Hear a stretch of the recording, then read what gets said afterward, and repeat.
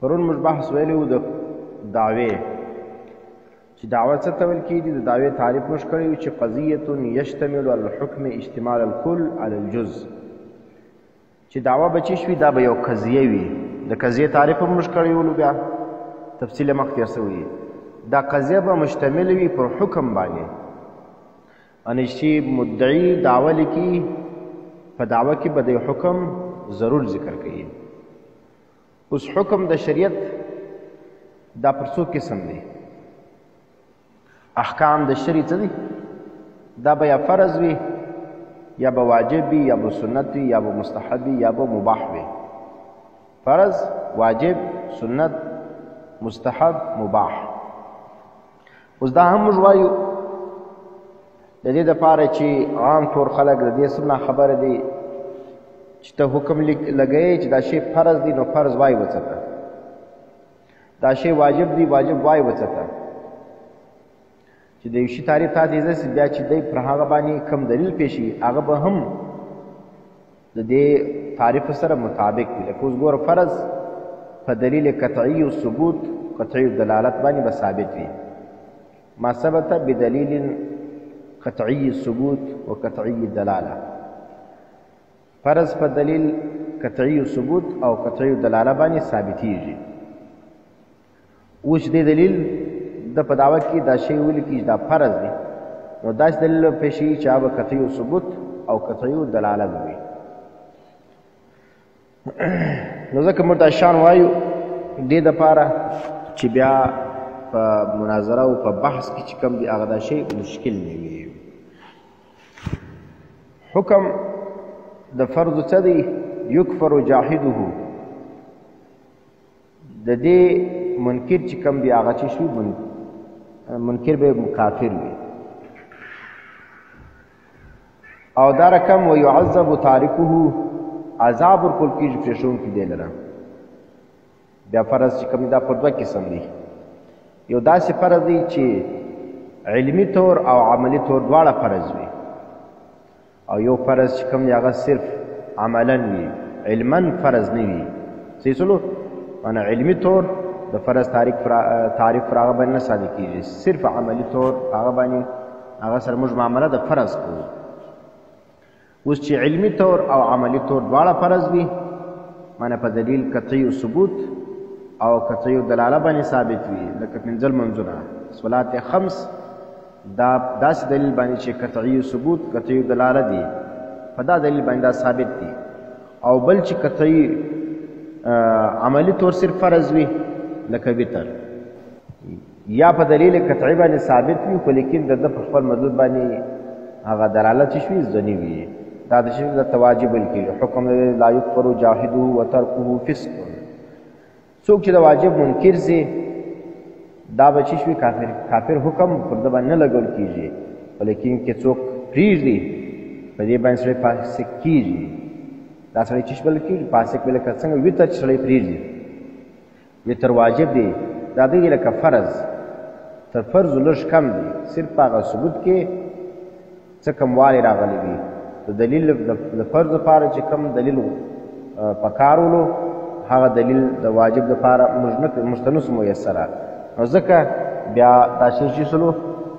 دا لا یکفر جاحده، د دې منکر ته موږ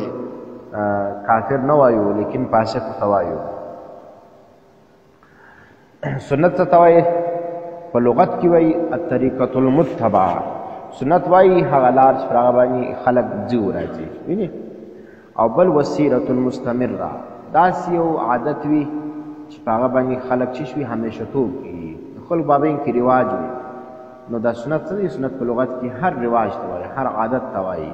چې هغه د خلکو مابین کې جاري وي. بیا که ښه عادت وي که بد عادت وي.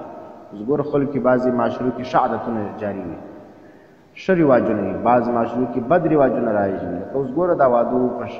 په غم او په شادۍ کې زموږ معاشره کې بعضې ښه عادتونه دي، ښه رواجونه دي، بعضې چې کوم دي هغه بد دي. بیا وینې دې تفصیل بیا وروسته موږ وایو. دا خو لغتن ولو. فقهاو څه تعریف کړی دی؟ هي ما ثبت طلبه بدلیل شرعي. فقهای کرام وایي سنت دې ته وایي چې د هغه ثبوت ما ثبت طلبه چې داغه طلب ثابت شوی په دلیل شرعي سره ویني من غیر افتراض لیکن مرتبه د فرض تر نه رسیدلې ثبوت په دلیل شرعي باندې وی لیکن داغه چې کوم دا چې شوی د دې دغه طلب چې کوم دا او فرضیت ته نه رسیدلې او نو وجوب له رسیدلې مثل تقدیم اليمنى على اليسرى اوس لکه څنګه چې نبی رسول الله شی لاس به مخته پرېږدي چپه لاس به وروسته پرېږدي په اودس کې نو اوس دغه چې شلو تقدیم د یمنا پر یسرا باندې دا چې د نبی رسول الله څخه ثابت دي دا نو طلب د دې په دلیل شرعي سره ثابت شوی دا په اودس کې نو دا سنت ویل کیږي حکم د دې چې د سنت ته په یصاب المسلم علی فعلها ثواب ورکول کېږي مسلمان را پر کول د دې باندې دا سنت کار کچا وکي هغه ته ثواب ملایږي ولا يعاقب على ترکه معاقبت مؤاخذه بنه کیږي د سره پر ترک دی باندې ویني فهي احد الاحکام الشرعيه الخمسه عند الفقهاء دا یو د احکام شرعیه او خمسه وسوي په نزد فقهاو دا سنت شو بل چې کوم دی مستحب دی یا مندوب مستحب او مندوب یو شی سره په لغت کې څه تول کیږي ما یطلب فعله من غیر الزام مندوب یا مستحب هغه تول کیږي چې داغه فعل تلوثي بغیر الزام لازم نه وي فعل بکې دا کار طلب د سکی ولیکن لازم نه دی اصول فقه کې څه طرح تعریف کیږي هو مقتضى الشرع فعله من غیر الزام چې اقتضاء شرعي کړی وي وینه انا شریعت غواړي چې دا کار وکړه من غیر الزام لازم نه وي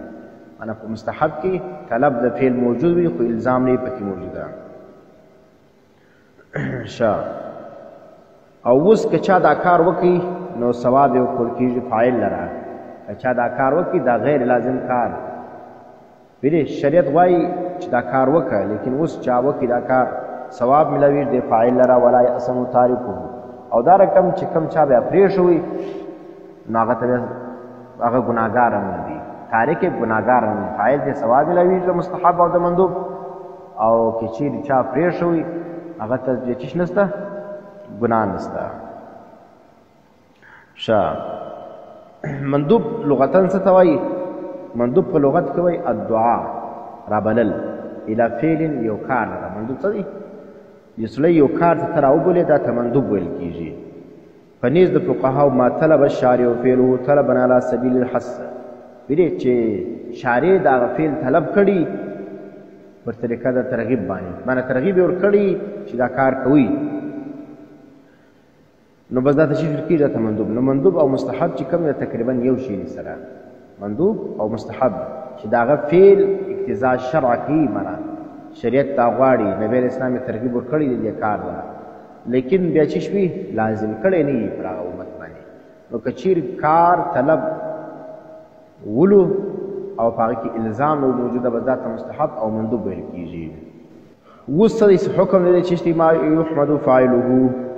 د دې فاعل چې کوم داغه بس صفت کیږي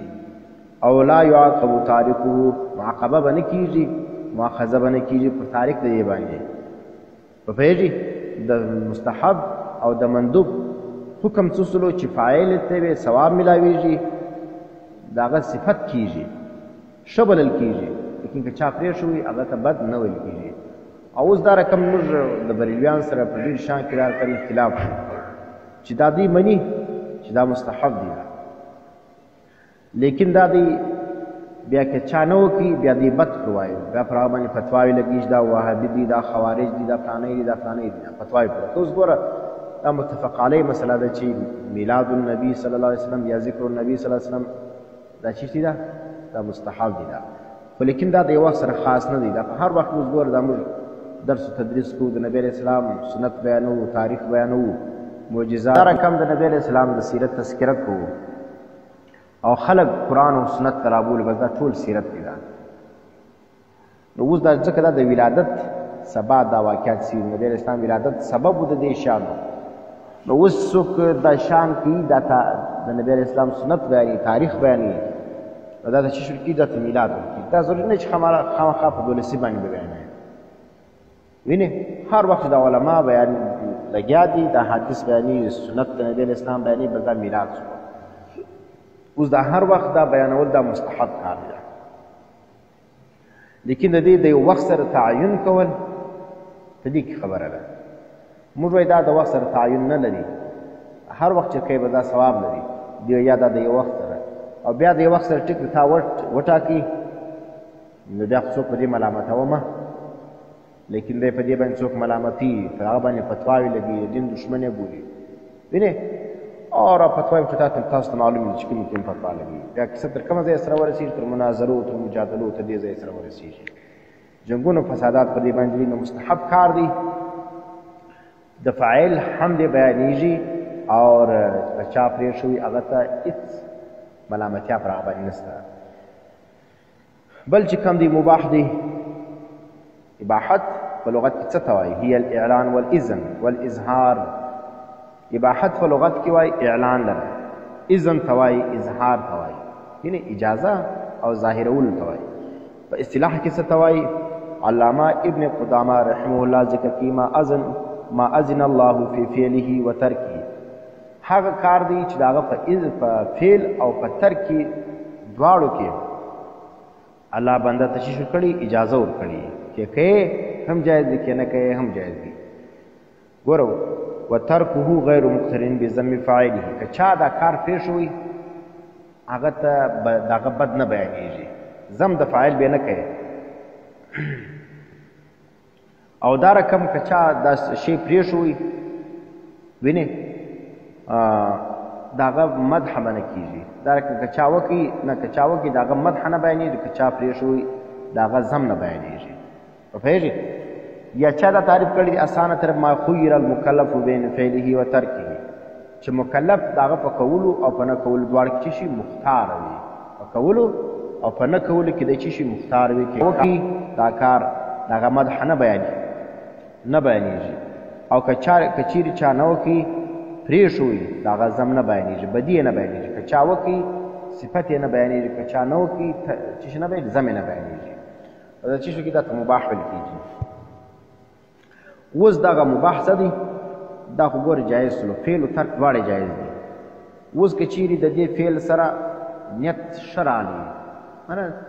د ثواب په نیت باندې چا کوي په ښه نیت باندې کوي بیا خو ثواب میلاویږي دې لره وینې او که چیرې نیت نه ورسره موجوده بس بیا یې جایز کار نشتی کېږي اوس سیګې د مباح چې کم دي دا کمې دي یو دا دی حل چې قرآن یا سنت کې دا ذکر شي دا شی سي لپاره حلال دی بس دا بیا چې سلو دا مباح کار دی او دویم دا دی لا جناحه دا صیغه راله د یو شي دپاره چې دا ګناه نه لري ولا حرج د حرج تورې رایشتل کې هېڅ حرج نسته نو دا چې سلو موږ ویلې قضیه چې دا دعوه چې کوم دا قضیتون دا داسې قضیه ده چې دا به څه شوي دا به مشتمل وي پر حکم باندې لکه اشتمال د کل علی الجز باندې که اشتمال الکل علی الجز